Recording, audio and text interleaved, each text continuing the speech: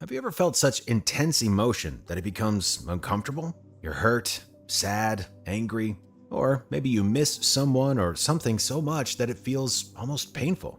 Emotional discomfort is a completely normal experience and something we all go through as we navigate the ups and downs of life. In fact, there's a scientific explanation behind it.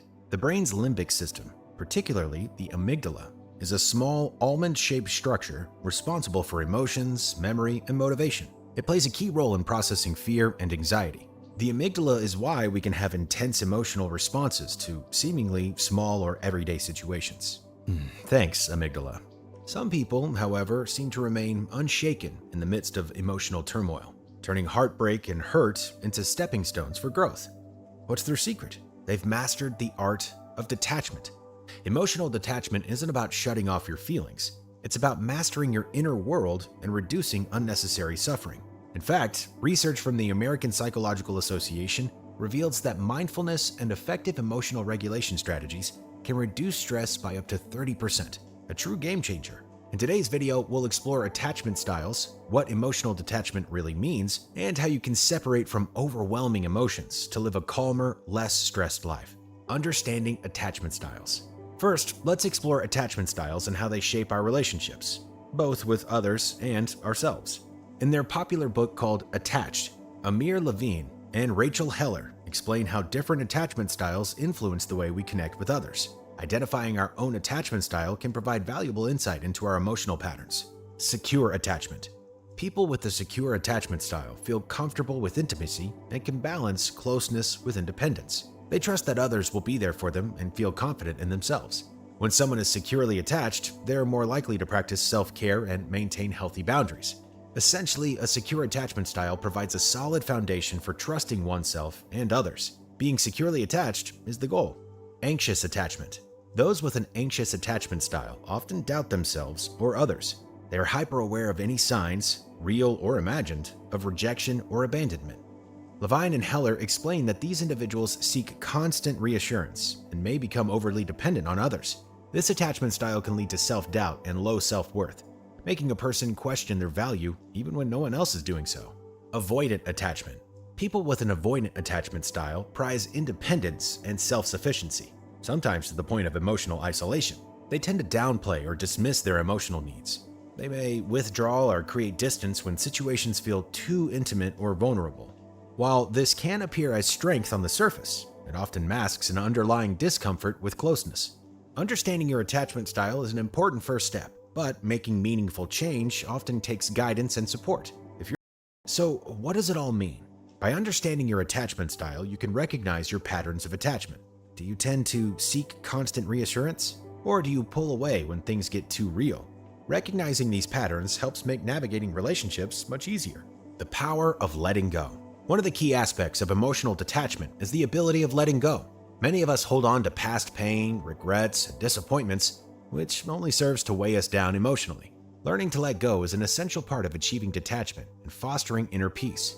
Letting go doesn't mean suppressing emotions or pretending they don't exist. Instead, it means acknowledging them, accepting them for what they are, and then releasing them. This process allows us to move forward without being burdened by the past. A powerful way to practice letting go is through radical acceptance. This concept, popularized by psychologist Marsha Linehan, involves fully embracing reality as it is, without resistance. When we fight against what has already happened, we only create more suffering for ourselves. By accepting things as they are, we free ourselves from unnecessary emotional turmoil.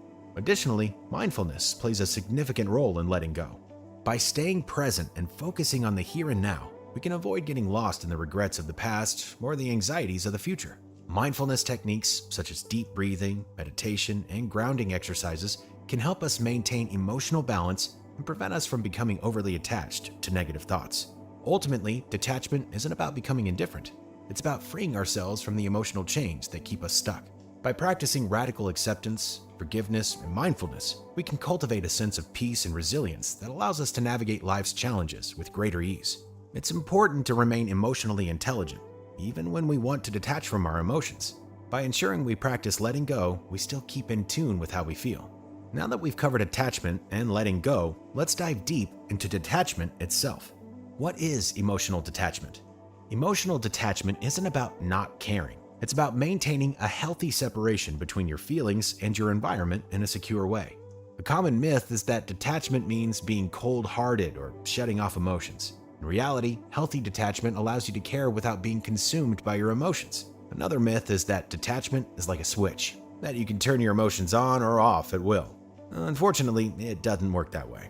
True emotional detachment is a skill that requires practice and self-awareness. It's a journey, not a destination. So how can you cultivate detachment? Mastering detachment requires rewiring your mindset, which isn't easy. You may have spent years reacting in certain ways, reinforcing habits and neural pathways in your brain that make emotional responses automatic. This is where neuroplasticity comes in.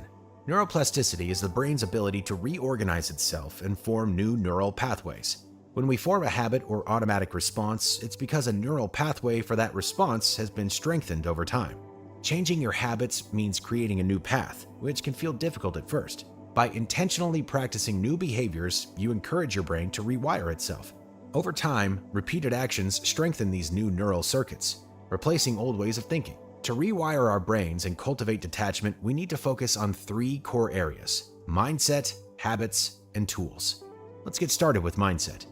Identify your attachment style and recognize how it influences your emotional responses. Cultivate self-awareness by noticing emotional triggers. Build daily habits that bring you joy and self-fulfillment.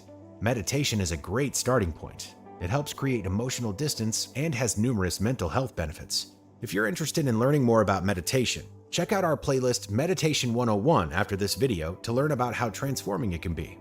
Life won't always be easy, so having the right tools is essential. Take a deep breath and pause before reacting emotionally. Set boundaries to protect your emotional space. Lean on supportive friends who encourage healthy detachment. By working on these 3 pillars, mindset, habits, and tools, you'll develop the ability to detach from overwhelming emotions and regain control over your inner world. And there you have it. We've covered everything from attachment styles and detachment myths to practical tools for mastering your emotions. Detachment takes practice, but the more you invest in yourself, the calmer and less stressed you'll feel in daily life. As always, stay tuned.